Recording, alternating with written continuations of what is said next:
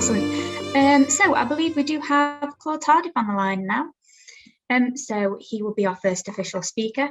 Also, just as a note of interest, Eric, who provided us with that presentation, will be available during the conference on spatial chat. He's in one of the abstracts, so you can discuss his project with him there if you have any questions at all. Good afternoon, Claude.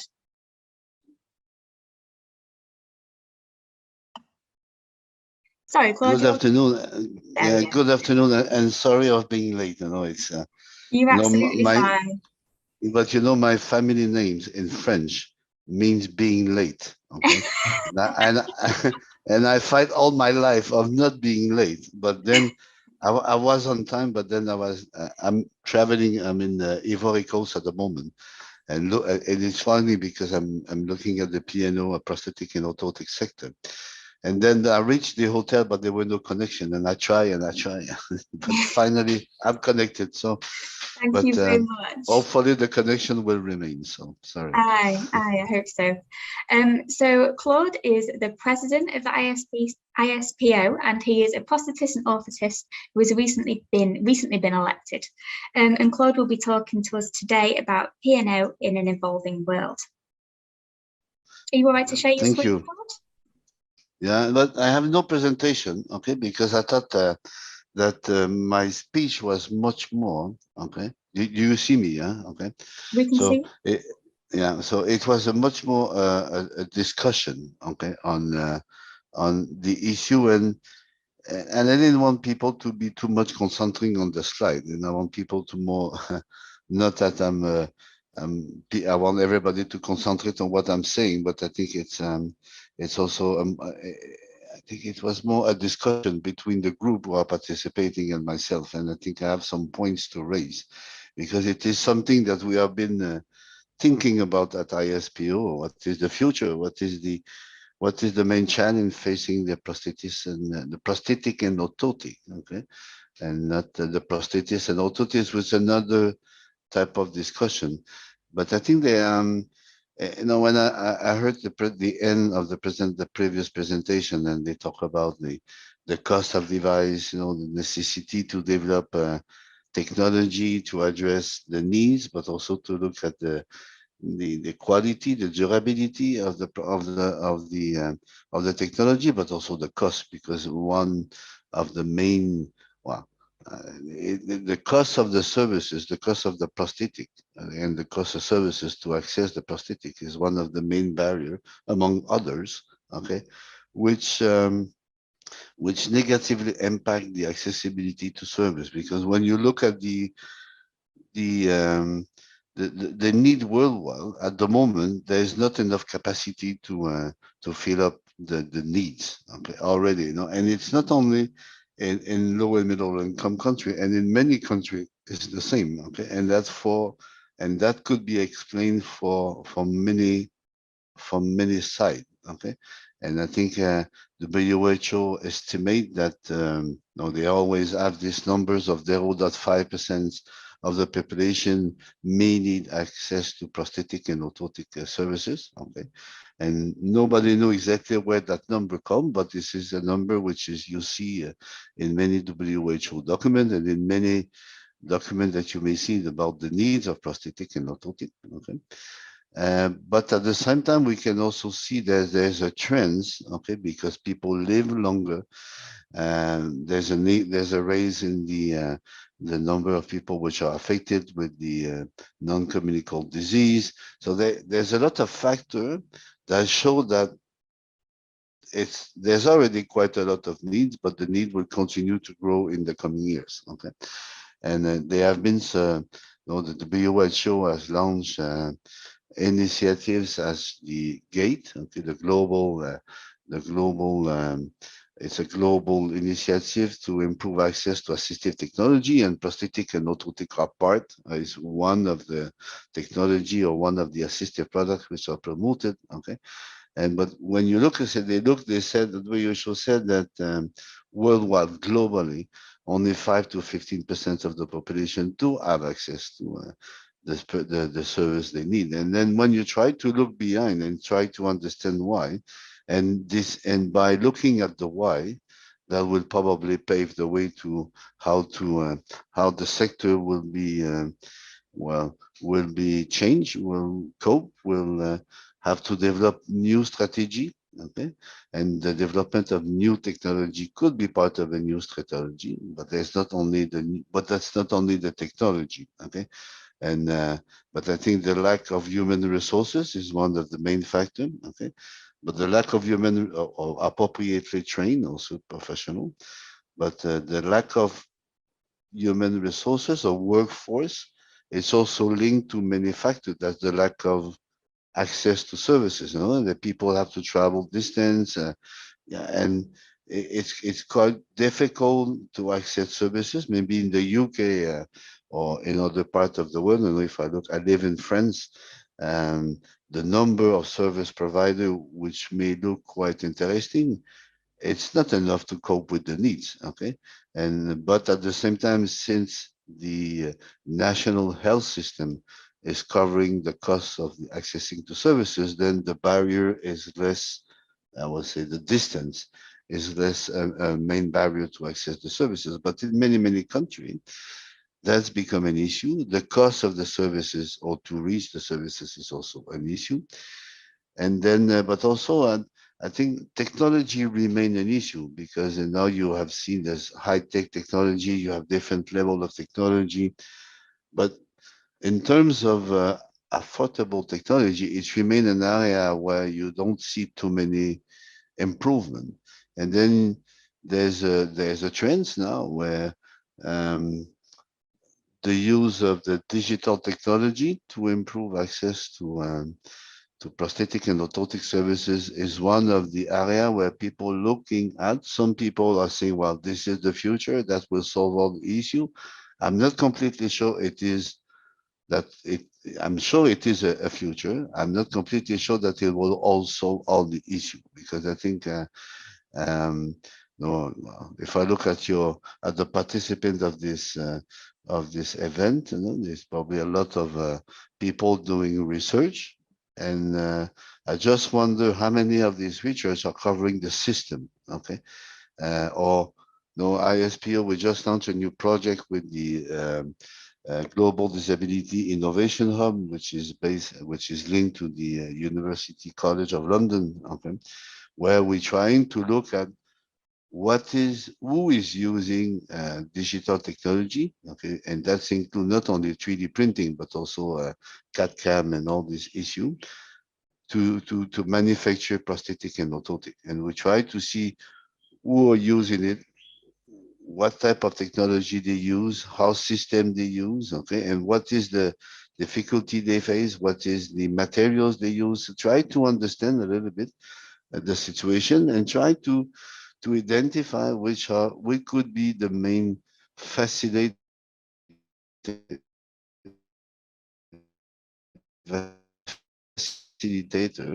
to encourage which could be available on the market, because using digital technology is not something new within the piano sector. CAD/CAM was used for more than 25 years ago, if it's not more, okay? But it never took off as it should have been, or as it was present that it will have come to, okay? So, and then why? Maybe now it's more easy to talk about digital technology because there are more people used to work with computer or to be able to yeah, manipulate the digital technology. But what will be the role of the prosthetist orthotist using this? Because some people are pushing by saying, well, no, you just scan, everybody can scan. The machine will do, the computer will calculate everything because we have big data, etc. So what is the role of the prosthetist orthotist? Do we still need prosthetist orthotist to use digital technology? I believe yes, but you know, at the same time, the costs remain quite high to have a printer that will be able to be industrialized, or one AFO, for example, okay? But how to be able the production capacity, okay? You need to have a lot of money. is that really cost effective, okay, for many countries? And if yes, on which condition? I think, and if I can push for ID for research, and I think that, if you look at the evidence that we may find in prosthetic and orthotic, there's a lot of things about the technique, etc., etc.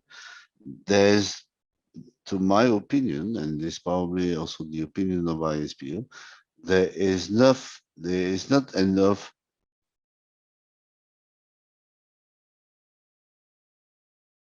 in prosthetic and orthotic for many years the same way. Okay, we assess, okay, we take cast, then we modify, and then we follow the different step of manufacturing, okay, and then we fit, we make the first fitting, and then finally the person live with this device, okay. But is that the best way? Is that, can we imagine another way?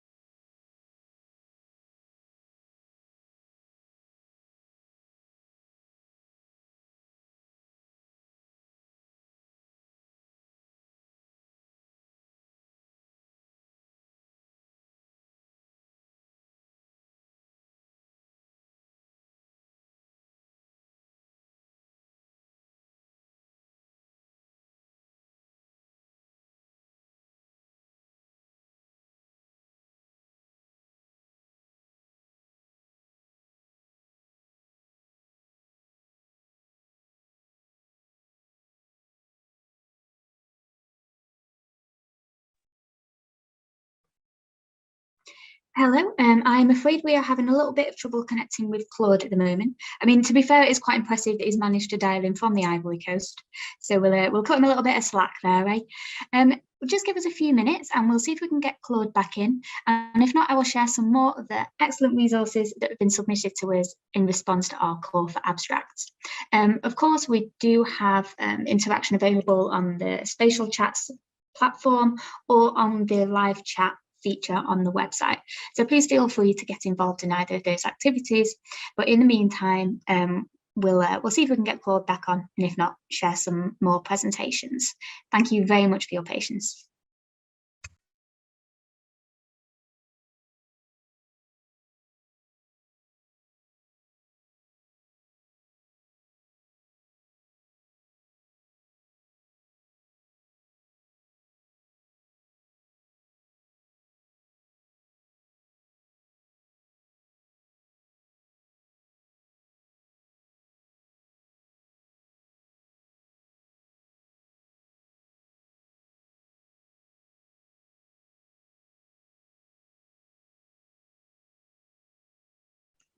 Back online. Can you hear me? Yeah.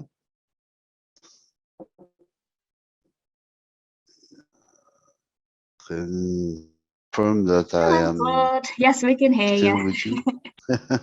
Okay. Thank you for coming back I'm so on. sorry. It's internet is always working, and then we had a big storm this morning, and then since then it's a difficult part. But hopefully I will continue. So what I was going to express, in terms of what is the future in of prosthetics and orthotics in this time, okay? What I'm trying to explain is, I think there's a need for more evidence on different aspects, and not only on the tech. I think some evidence in the use of digital technology, the manufacturing of the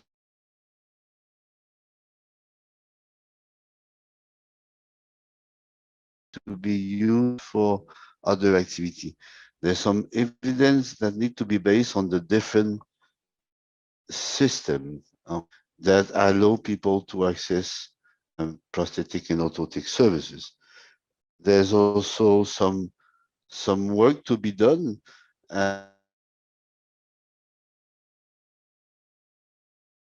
presentation was saying about the need to look for quality, affordable, durable, and easy available, okay, technology for a low and middle income country. And I think for research, but only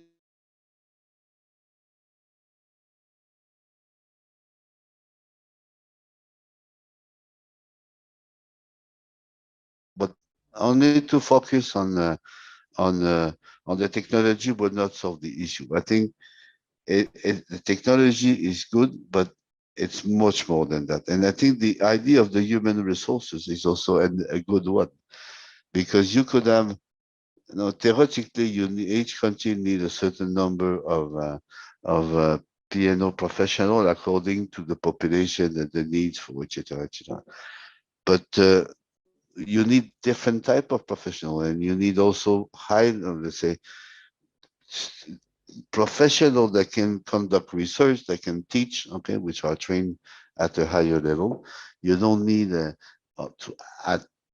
we'll say at service provision level, highly trained or PhD trained level professional, but you need different type of professional, and that's the only way a country can build something, a system where you could have some research done, then you can have some service provision done at the same time. And I think the the um, the future is bright, but the future is uncertain because we don't know exactly in which direction we will go. Okay, because there's still a lot of barrier that hampering access to services, and it's not only the technology, it's not only the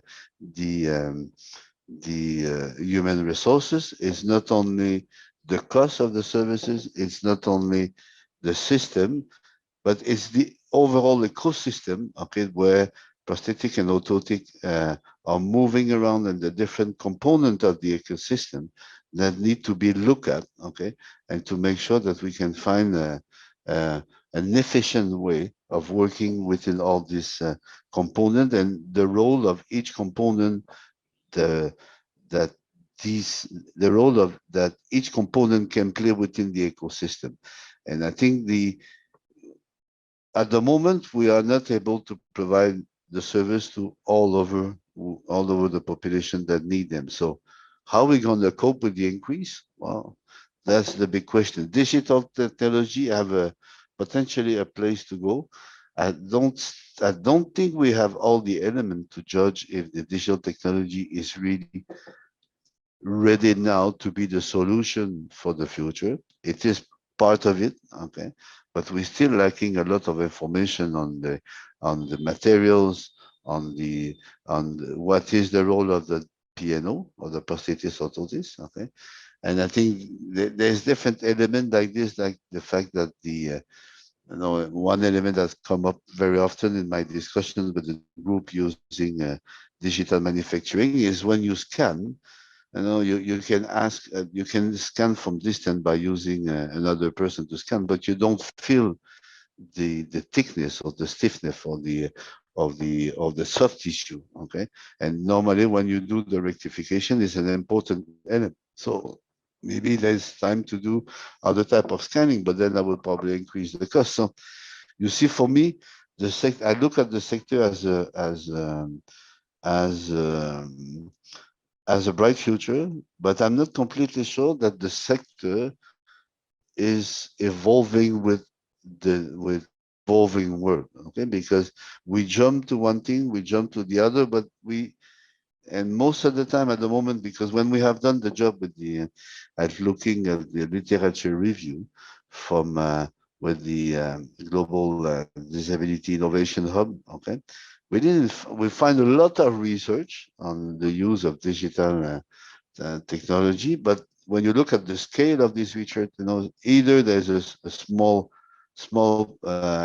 population, a small sampling, or either there's a small time slot in terms of how the way they were tested or use it to analyze. Okay, and that's element that need to be further developed to make sure that that the sector can move along. And I will say the last thing, okay, that need to be further developed is essential data set area, a certain number of data that all service providers can compile and share at international level. So when things need to be researched, then we could have access to this data. Okay, and outcome measure. I think outcome measure. There's been a lot of things done on outcome measure. ISPO is launching tomorrow a consensus documents on core data set and on outcome measure. But to be able, I would say, to support decision maker to put additional resources for the sector, we need to be able to show that it's have a positive impact, positive economically, socially, and yeah, and for the people who are using it, we have to be able to show that it's have a positive impact in terms of being participating in the development of the country or participating in the community or actively participating. And I think you see there's a lot of things, and when I look at the different subjects of this event, okay, there's a lot of technical things. Okay, what I have tried to do is to getting out from the technical part. Okay, which is nice. Okay, but I think, and probably it's not, but I think researcher should be thinking out of the box, of the normal box, and maybe look at system, maybe look at people, maybe look at outcome measure, maybe look at different element. Okay, and maybe to bring new idea and maybe new points for discussion within the sector. And I think it could be an added value for the overall sector to have new ideas being pushed or new idea or being proposed or uh, or discussed in different forms. So I'm trying to make it short. I try to make constant, okay, because I never know if the connection will stop again, okay. But I will be open to take any comments or questions if you have. Um, and I'm sorry again of being late. Sorry of being cut now 2 times if I don't misunderstanding. But while I'm with you, and I will try to continue to be with you as long as I will be able to. Okay, but I will be. I don't know how you plan to organize, but if you have any questions or comments, most welcome. Thank you very much, Claude. That was really interesting. So the session is due to finish at 4:15. So we have quarter of an hour or so for a little question and answer session. That's all right with yourself? So just from my own interest, really, I'm a podiatrist by background, and in the last, I can't vouch for being there for it, but in the last 20, 30 years or so, we've seen a huge change in the demographics of our patients, and many more people experiencing limb loss as a result of diabetic foot ulcerations, for example. Yeah. Could you reflect for me, from your standpoint as a prosthetist and orthotist, how the demographics of your population has changed over the years and how your profession has responded to that, please? Well, it's depending. I would say it's depending on which country in the world you are. Okay, now if you look in high-income country, the demographic also change in terms of age. You see much more aging population, with diabetes or all these kind of elements. Okay. In low and middle income country, when I started my professional work, I work in Cambodia, I work in different countries. Okay. It was very, very, very rare to see a diabetic patient. It was, you were calling your friend to say, oh, diabetic. So now you see diabetes in all countries around the world. In all the countries in the world. The difference, I would say, is in the low and middle income country is the age of the population is lower, okay, and you for the diabetes, and you still see a lot of young people because of car traffic accident, working accident, traumatic, okay, which is probably the same in high income country, which is more, I would say, where the young amputees or young people come. But you also see some of course, we don't see anymore polio. Okay, when I started 30 years ago in low and middle country, you were still seeing some new polio patient. Now you have post polio pain. Okay, but But you see a lot of cerebral palsy. There's new pathology that at the moment people are not completely sure if this an increase in CP was because they were not seen before, okay, or find out before because people were keeping the kids at home or whatever. But you see the variety of pathology of cases, or the demo, or the type of people that's coming from receiving services has been quite much more wider than before. Okay, meaning that in terms of coping with the profession, okay, it also means that you need at education level when they are trained, okay, that you open up their mind and not to see, because before, many years ago, not many years ago, but in certain number of years, okay, people were trained, but if you have seen a patient with polio, then you will do a KFO, then you will do this and this and this, okay? And now the trend is much more to build competency. Now you see that you don't have I would say, box thinking. Okay, well, what I mean is, it's not because he's a polio that he will necessarily do a KFO, but it's a KFO. Okay, you know this, and by being this, you're able to, when you do the assessment, to identify the main issue, and with the materials and the design. Okay, so that's have changed quite a lot. I have seen in terms of, uh, I would say, developing a scope, a wider scope of knowledge from the professional, okay, that are getting out of the school, okay. Of course, from a high-income country to low-income country, there's a difference, but there's a trend now. Everybody is moving in that direction, okay, and coping with the fact that people are getting older, trauma care. So yes, yeah, I think but everything has started from from the training and from initial training and the CPD now, because you see some who have been trained many years ago.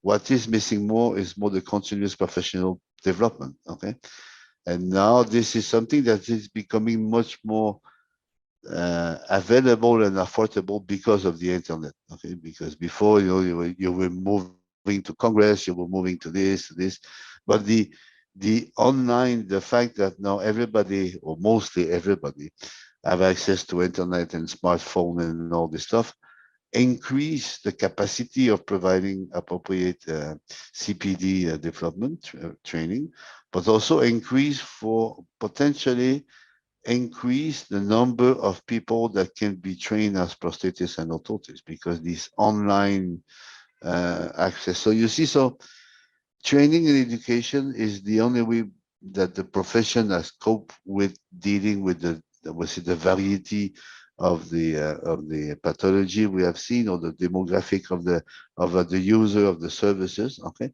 technology speaking, yeah, you see now some technology for less active, more active, very active sport. Okay, so, but in most of in many countries, it's still not. They are not available as it is in the UK or in Canada or in France. Okay, but yeah, I think, yeah, it's. For me, I think it's quite easy to cope with the profile changing of the user. Okay, that's quite easy. The much more is to find solution to be more efficient with the resource you have. How can you be more efficient using the same resource that you have? Okay, not that people are not competent or not enough productive, but it's more to look at process and the way you work and the technology you use, and how to mix all this, that you have a certain number of resources that can be fixed, and how can you provide more services. So a long answer for a small question, but No, that was really interesting. Thank you. A really lovely overview. I have a question from John. John, who has posted on the website, says, with there being so many small-scale studies, do you think there needs to be some regulation on the amount of studies undertaken or the design types? And does this negatively impact the users? Yeah, it's amazing that the question were raised because we have discussion because ISPO we produce a lot of standard, a lot of this stuff, and we are not. We realize that we may need to develop some standardized. I would not say some standardized way of doing, let's say, field tests on new components, because now it's not always using the same tool, and it's difficult, sometimes difficult to compare. Okay, and the digital world is one of these issue where now people are testing a new, let's say, a new software. Okay, they test it on 10 patients on 1 month or 2 months, but you don't have this long perspective, and it's the same thing with the material. Yeah, we have done the 10 AFO, it's working, yes, but you also have to see how many, to use it for 6 months or 3 months. So there's some need to be more standardized. There's a need to be more, um, I would say, comparable data. Okay, and to be able to compare one study to another one, and to be able to, yeah, at the moment, I would say it's quite a young sector in terms of research. Okay, it's not when you look at the literature, when you do any literature review, you don't find thousand and thousand and thousand and thousand of articles. Oh yeah, if you do it on, let's say, prosthetic knee, yes, you probably have tons of them. Okay, but then if you look at a system, or even to look at no, a research on what could be the minimum standard to collect if you want to do a research on looking at the impact or the implication for manufacturing of prosthetic and orthotic of digital technology on this kind of element can also bring a new, no, it can also help to shape the debate and improve the overall technology and improve the quality, potentially the quality of the services which is provided at the end user, at the level of the end user. Okay, so yes, and it is an issue. It is something we discuss. It is something that yeah, it's part of our discussion within ISPO, part of our discussion with the Disability Innovation Hub, and yeah, we try to put things together, which is not always easy. Okay,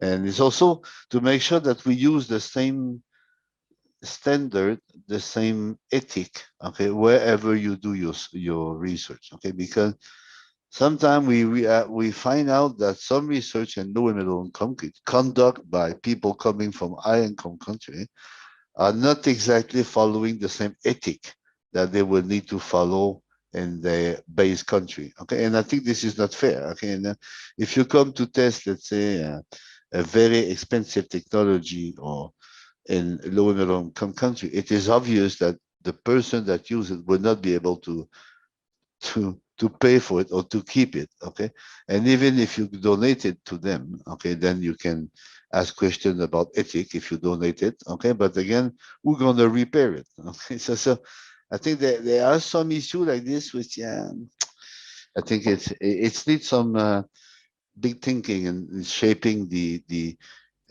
ethic around research, and to be, I don't know why it have to be two different ethics. It should be the same, whatever type of a level of income you may have. Okay, but most welcome if people want to look at this and make some standard, and it will be fantastic. Thank you very much. I have another question, and it's coming from Rona up in Strathclyde. And Rona says, well, first of all, she says she's glad to hear that you still think there's a role for P&O clinicians. I think Rona is an orthotist by background. And she asks, do you feel that quality of the device has a direct impact on the quality of life for the user? Have you seen improvements in 3D printing or design impacting this?